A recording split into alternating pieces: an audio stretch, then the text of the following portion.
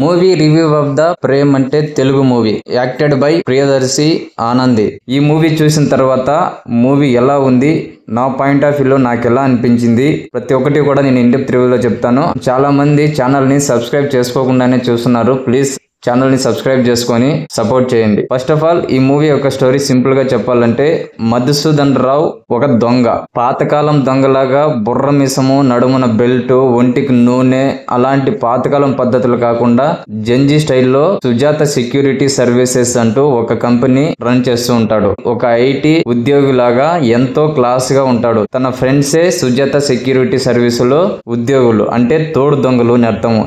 ఎవరికి దొరకకుండా జాగ్రత్తగా దొంగతనం చేస్తూ అలా కాలం గడుపుతున్న మది జీవితంలోకి రమ్య అనే అమ్మాయి ఎంట్రీ ఇస్తుంది. ఇద్దరికి పెళ్లి కూడా అవుతుంది. హనీమూన్ పీరియడ్ ఎంతో కాలం ఉండదు కదా, పైగా హీరో గారు దొంగ అయ్యే మెల్లగా భార్యకు అనుమానం మొదలవుతుంది. ఈ ప్రపంచంలో ఉండే అందరూ భార్యలలాగే రమ్య కూడా గట్టిగా అడుగుతూ ఉంటుంది. భర్త దొంగ అనే నిజాన్ని బయట పెడుతుంది. తర్వాత ట్విస్ట్ ఏంటంటే ఇద్దరు విడిపోతారు అని అనుకున్నారు కదా అందరూ.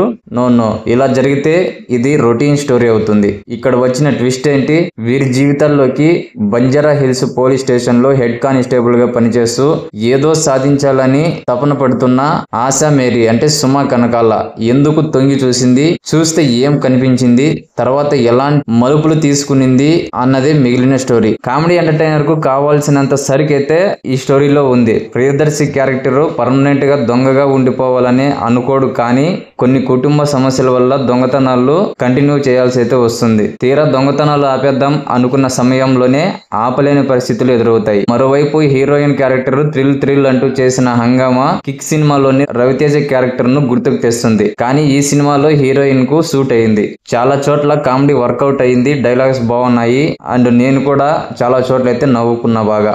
మరీ ఎక్కువ టర్నులు తీసుకోకుండా స్టోరీని వీలైనంత ఎంటర్టైన్ గా తీసుకువెళ్లిపోయాడు డైరెక్టర్.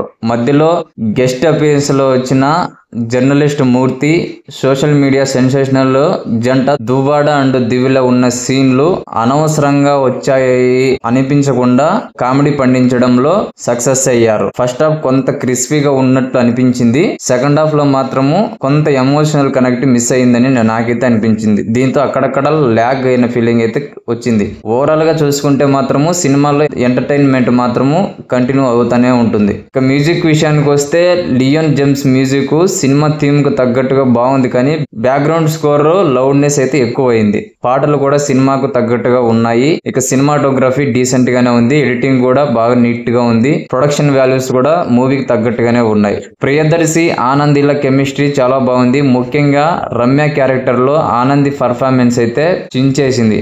ఆశా మేరీ క్యారెక్టర్ లో సుమ కనకాల యాక్టింగ్ అద్భుతము చేసిందని చెప్పలేం, కానీ స్టోరీకి చాలా ఇంపార్టెంట్ అయిన క్యారెక్టర్ అయితే అనిపించింది. హెడ్ కానిస్టేబుల్ క్యారెక్టర్ లో సుమ, ఎస్ఐగా వెన్నెల కిషోర్ కాంబినేషన్ లో వచ్చే సీన్స్ నాకు చాలా బాగా అనిపించాయి. హైపర్ ఆది లాంటి ఇంకొంతమంది కామెడియన్స్ కూడా కామెడీ పండించడంలో వాళ్ళ వంతు వాళ్ళు హెల్ప్ అయితే చేశారు మూవీకి.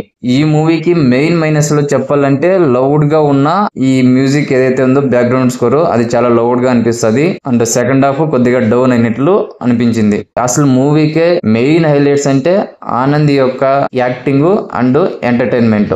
గొప్ప సినిమా అని నేను చెప్పలేను, కానీ మరీ లాజిక్ లో వెతకకుండా కొద్దిగా ఎంటర్టైన్మెంట్ కావాలనుకునే వాళ్ళు హ్యాపీగా వెళ్ళి మూవీని అయితే చూడొచ్చు. నా పాయింట్ ఆఫ్ వ్యూలో నాకు అనిపించిన నా ఒపీనియన్ ఇది. అండ్ మీకు ఎలా అనిపించింది, మూవీ నచ్చిందా లేదా కామెంట్ సెక్షన్ లో తెలియజేయండి. అలాగే మూవీ అప్డేట్స్ మరియు రివ్యూస్ కోసం మన ఛానల్